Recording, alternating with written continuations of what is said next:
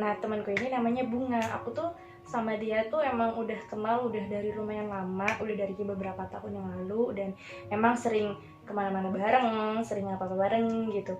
Dan dia ini memang aku tahu di belakang aku sering ngejelekin aku gitu, yang notabene aku ini sering bareng dia, apa-apa bareng dia gitu, tapi dia sering ngejelekin aku di belakang. Aku tahu itu, bahkan teman-temanku yang lain pun tahu gitu. Oh nih kamu diomongin ini nih sama Bunga, kok masih mau temenan sih sama dia? Terus aku jawab, ya nggak apa-apa, memang dia teman aku gitu, ya nggak apa-apa selagi dia emang mau berteman sama aku, ya aku temenin gitu. Nah cuma ada di satu sisi lain atau kesempatan lain, dia itu buat kesalahan yang parah banget, tapi dia ngerasa nggak salah gitu, malah aku yang disalahin balik gitu. Nah aku harus gimana sih sikap aku ke dia ini? Apakah aku harus musuhin dia balik, atau aku harus minta maaf ke dia, atau gimana gitu? Sedangkan aku ngerasa memang aku ini posisinya nggak salah gitu. Dan emang aku sempat curhat dan cerita ke teman-teman yang lain juga, emang di situ posisinya atau kronologis kejadiannya itu memang aku nggak salah gitu, tapi dia tetap nuntut, kamu loh nih yang salah, kamu yang harusnya bilang ke dia gini, kok kenapa kamu nggak ada rasa empatinya sih gitu. Nah itu gimana tuh cara aku ke dianya gitu. Oke, sebelumnya terima kasih ya Nia sudah menyempatkan hadir untuk cerita.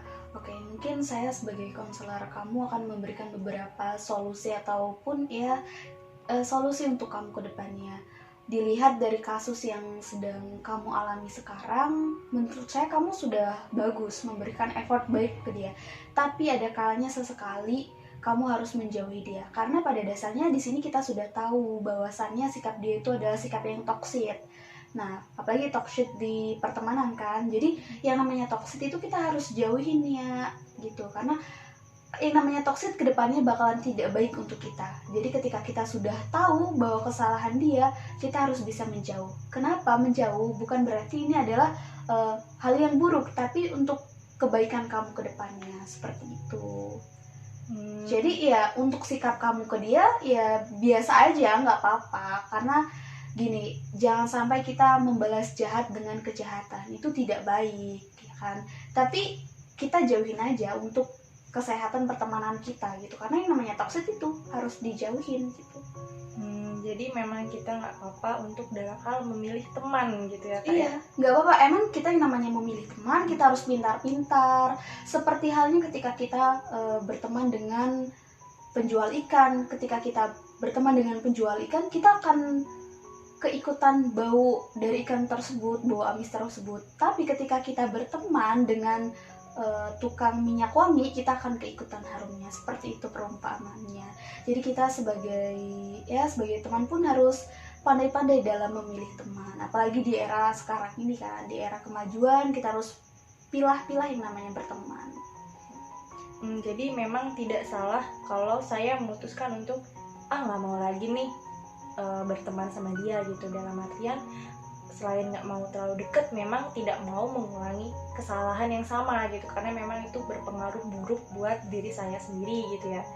Dan berarti apa yang saya ambil, keputusan yang saya ambil ini tidak sepenuhnya salah seperti itu ya Kak ya, untuk menjauhi si Bunga tersebut gitu. Iya, tidak salah, karena kembali lagi itu demi kepentingan mental kita, demi ya kesehatan pertemanan kalian, seperti itu. Kalau kita teruskan berteman dengan teman yang toksik, itu akan berakibat buruk dengan kita dan teman-teman kita yang lainnya, seperti itu.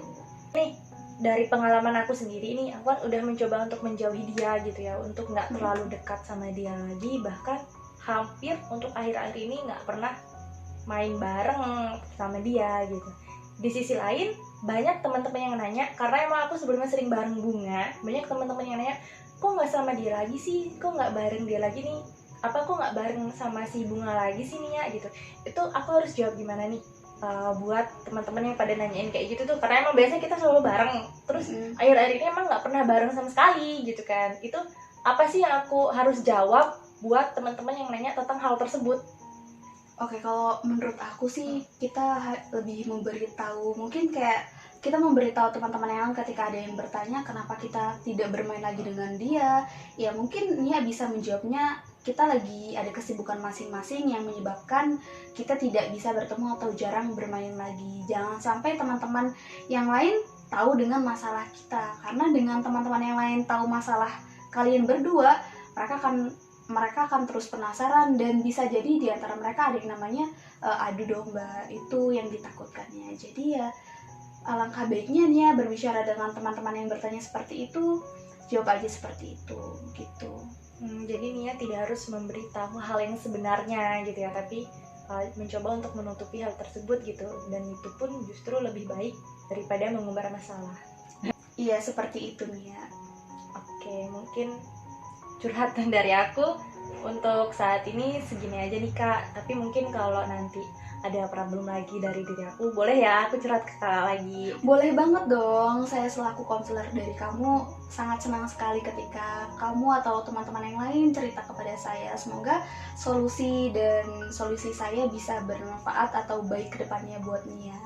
Oke, terima kasih Kak. Sama-sama.